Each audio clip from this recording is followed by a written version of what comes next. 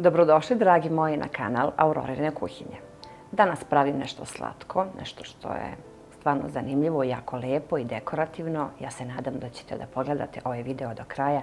Sigurna sam da će vam se svidjeti ovaj moj recept. Zato ostanite sa mnom u nastavku videa i pogledajte.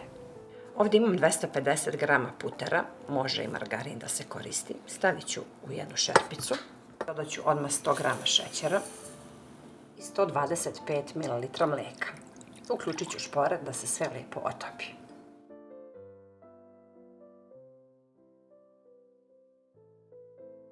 Čim se lijepo sve otopilo, nema potrebe da čekamo da vrije, dodajem 100 grama kokosa i 200 grama mlijeka u prahu. I to odmah mešamo da se lijepo skusne.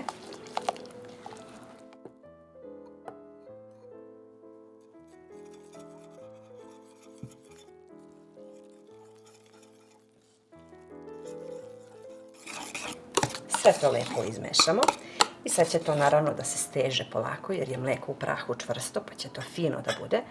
I sad je najbolje kao ja da podelite odmah na 4 ove male činice kako bi imali za oblandu da bude svud ravnomerno isto. Tako je puno lakše i jednostavnije da podelimo pa onda da filujemo.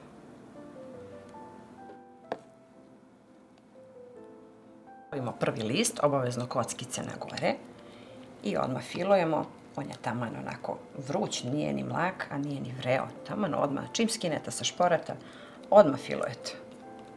Jer se ovo jako brzo steže.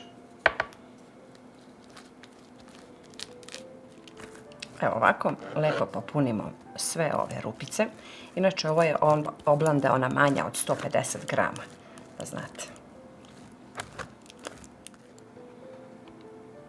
I sve tako filujemo list po list.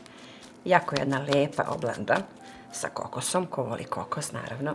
Ja verujem da to svi volimo. Podsjeća na Rafaelo ukus, stvarno fantastičan. I brzo se priprema i svi je vole.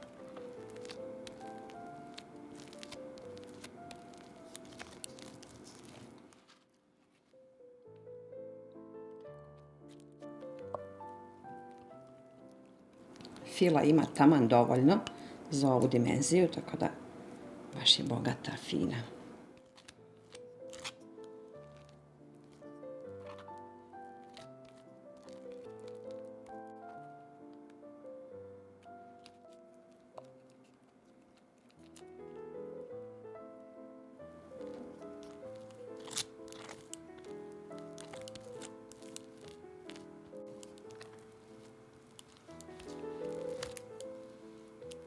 Eto, 3 minuta posla i ovaj kolač je gotov. Ovo je sad i posljednji list. Ja obično stavim neku dasku ili neku knjigu preko, čekam da se stegne, a onda po želji naravno možemo da stavimo glazuru, a i ne mora. Ja ću da stavim, pa ćete da vidite kako ću ja da ukrasim. Evo sad kad se oblanda lepo stegla, bila je nekih sat i po vremena u frižideru, pravit ću glazuru. Ovdje imam tamu čokoladu 170 grama i sipat ću oko 100 ml slatke pavlake. Ostavimo to lepo da se otopi. A ovdje sam pripremila 50 grama bele, pa ću tu da dodam isto vrlo malo ostatak ovoga, jer želim da napravim šaru, pa mi je to sasvim dovoljno da se lepo otopi. Evo kako je fina sad ova glazura, ganaž. Sad ćemo da prelijemo preko oblande.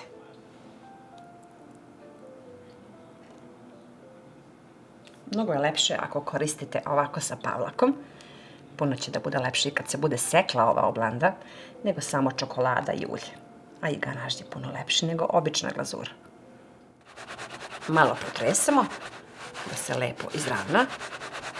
I sad ćemo ovu belu čokoladu, čisto kašičicom, samo malo ovako pravimo šare.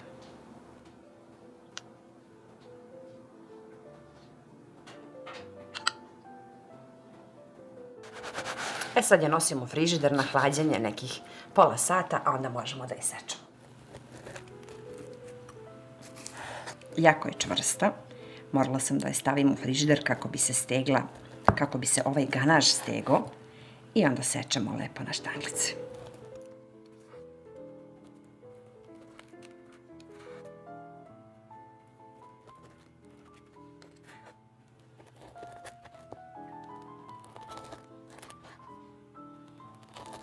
podsjeća na Rafaelo jer je puna kokosa, jako je fina, bogata, ukusna što je najbitnije, jednostavna za rad. Ja već pripremam ove kolačiće za svoju slavu, tako da ja sve nasečem ovako na štanglice, stavim u plastičnu kutiju ili u onu plastičnu kesu i stavljam u zamrzivač. Tako da predlažem i vama, ukoliko pripremate za vašu slavu, možete da počnete da pravite ove predivne kolače. Ja se nadam da ćete da probate i ovaj recept, stvarno je predivna jedna oblanda, drugačiji ukus, znači imamo oblanda i sa orasima i sa čokoladom, lešnicima, ovaj sa kokosom, ali je bogata zbog ovog ganaža. Stavila sam malo plazme, malo kokosa, čisto da dobije ovako malo čupkast oblik od ozgo i to je sve. Pišite mi u komentarima ukoliko budete probali, to bi bilo za danas, pa se vidimo uskoro sa nekim novim receptom iz moje kuhinje.